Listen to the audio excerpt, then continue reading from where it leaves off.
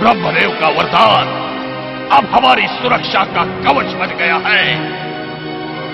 स्वयं शिव ने अपने तीसरे नेत्र से कामदेव को भस्म करके ये सिद्ध कर दिया है कि वो महान योगी है, वैरागी है।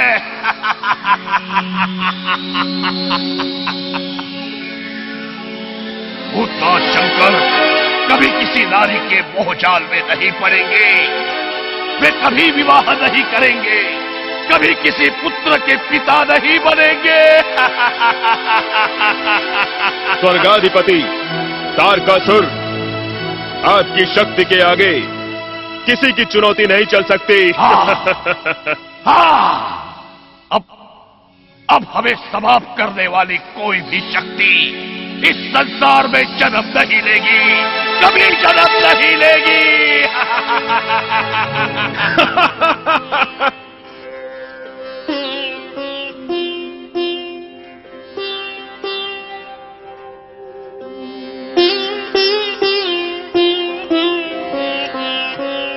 मुझे आशीर्वाद दीजिए पिताश्री, मेरी साधना पूर्ण हो। पुत्री, कामदहन के पश्चात शिव पूर्ण रूप से वैरागी हो चुके हैं। अब मन में उनके लिए आशा जगाना व्यर्थ है पुत्री। हाँ बेटी, शिव अब कभी विवाह नहीं करेंगे, उनका विचार तो छोड़ दे। वो मेरे परमेश्वर है माते, उनका विचार छोड़ना इस जीवन में मेरे लिए संभव नहीं। यदि उन्होंने वैराग्य धारण कर लिया है तो मैं उनके मन में अनुराग जगाने के लिए तपस्या करूंगी। तू तपस्या करेगी? क्या तेरा सुकोमल तन तपस्या की कठोरता को झेल पाएगा? नहीं बेटी, मैं तुझे ऐसा नहीं करने दूंगी। बेटी, तपस्या का विचार छोड़ दे। कौन देखेगा तेरी तपस्या को? शिव तो सब कुछ त्याग कर योग समाधि में लीन है। अच्छा, तो अब मेरी बहन शिव को प्रसन्न करने के लिए तपस्या करने जा रही है। तपस्या में अपार शक्ति होती है भैया। पिताश्री, आप तो स्वयं ज्ञानी हैं। अनगिनत व्यक्तियों ने तपस्या से मनवांछित सिद्धि प्राप्त की है। क्या ये बात आप नहीं जानते? जानता हूं बेटी, भली भांति जानता हूं, परंतु तेरा ये कोमल तन तपस्या के योग्य नहीं। और बेटी, भाग्य को कौन बदल सका है? यदि शिव तुम्हें सचमुच पत्नी के रूप में स्वीकार करना ही चाहते हैं तो प्रतीक्षा कर बेटी, प्रतीक्षा कर। तपस्या का निश्चय छोड़ दे। शिव मेरे हृदय में विराज रहे हैं तात। एक महान तपस्वी को पति के रूप में प्राप्त करने के लिए तपस्या ही एकमात्र उपाय है। तपस्या से मेरी सारी बाधाओं का अंत हो जाएगा। मेरे हृदय की पुकार उन तक अवश्य पहुंचेगी। बेटी, माता पिता का अपनी संतान पर कुछ अधिकार होता है। तुम हमारे अनुरोध को आदेश न समझो बेटी। एक माँ के नाते मैं तुमसे अनुरोध करती हूँ कि तपस्या का विचार तू अपने मन से निकाल दे। माँ, अनुरोध ही क्यों? पार्वती पर हमारा अधिकार भी है, हम इसे नहीं जाने देंगे। पार्वती को न रोकिए महारानी।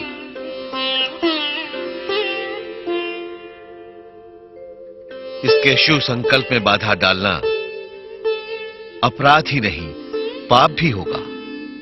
आप तनिक सोचिए कुलगुरु, जो पार्वती राजभवन में पली बड़ी हो, वो भला तपस्या की धूप, शीत और वर्षा का प्रकोप कैसे सहन कर पाएगी? पार्वती का शरीर तपस्या के योग्य नहीं है ऋषिवर। महाराज, नारी की निश्चय शक्ति से क्या आप अनभिज्ञ हैं? क्या आपकी ही गंगा ने तारकासुर को पराजित करके अपने निश्चय को सत्य नहीं कर दिखाया था? आप ये क्यों भूल रहे हैं? पार्वती पर्वतराज की पुत्री है। हिम, शीत तथा वर्षा के प्रकोप इसका कुछ नहीं बिगाड़ सकते। पुत्री, तुझ में चाहे जितनी शक्ति हो,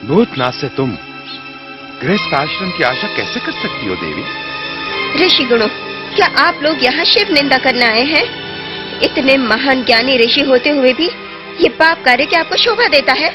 हम तो तुम्हें सत्य बताने आए हैं देवी पार्वती। तुम हिमालय राज की परम सुंदरी कन्या हो। तनिक कल्पना करो उस क्षण की जब तुम उनसे विवाह के लिए वधू की सज्जा धारण करोगी।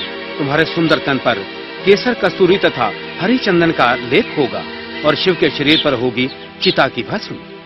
तनिक कल्पना करो उस समय की, पाणी ग्रहण के उस समय की, जब मणियों से जड़े कंगनों से सुसज्जित कमलनाल के समान तुम्हारे हाथों को सर्पों के कंगनों से लिपटे शिव के भयानक हाथ का स्पर्श होगा। मैं ये सब नहीं सुनना चाहती हूँ ऋषि गुणों। मैं अपने आराध्या के मनोहर रूप से भली भांति परिचित हूँ। अब कृपया अपना अमूल्य समय नष्ट न करें। देवी पार्वती, जिस शिव को प्राप्त करने के लिए तुम ये कठोर तप कर रही हो, उनके साथ तुम्हारा सुखद मेल नहीं होगा। हम यही समझाने आए हैं।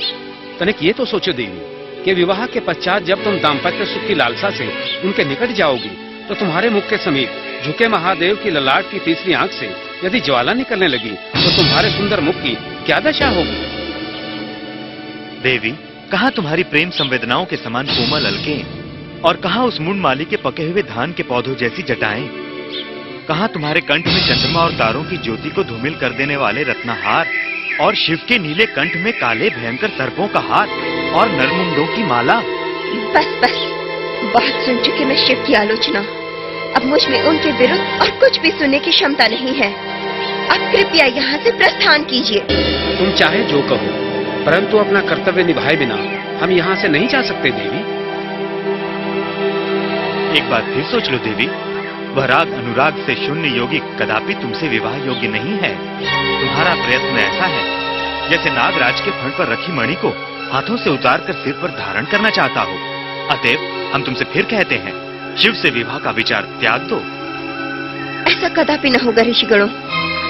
ये मेरा अटल निश्चय है कि मैं महादेव शिव शंकर को अपने स्वामी के रूप में प्राप्त करके रहूंगी। आप लोग मेरे निश्चय को चाहे जितना भी विचलित करने की चेष्टा करें, पर मैं अडिग रहूंगी। मैं आप सबसे फिर प्रार्थना करती हूँ, मेरा और अपना अमूल्य समय शिव निंदा करके व्यर्थ न करें। देवी पार्वती, हम सचमुच तुम्हारी दृढ़ता की परीक्षा लेने आए थे। यदि शिव निंदा सुनकर इस प्रकार उत्तेजित न होती तब हमें अवश्य आश्चर्य होता। तुम तो साक्षात शक्ति स्वरूपा हो देवी, तुम्हारी तपस्या अवश्य सफल होगी। तुम्हारी शिव भक्ति से हम अत्यंत प्रसन्न हुए देवी। हम शीघ्र ही महादेव के पास जाकर उनसे प्रार्थना करेंगे कि वे तुम्हारी आराधना स्वीकार करते हुए तुम्हें अपनी अर्धांगिनी बनाने का वचन दे। कल्याण हो देवी, तुम्हारी हर मनोकामना पूर्ण हो।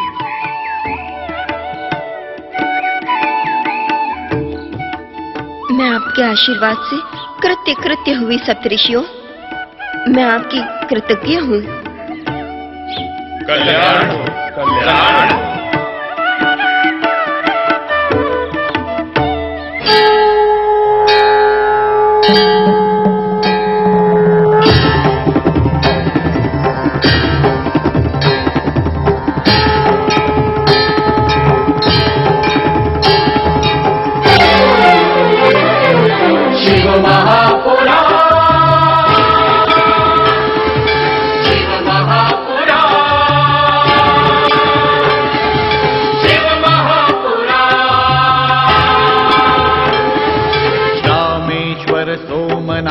जय भीमा शंकर, महाकाल वैद्यनाथ जय केदारेश्वर।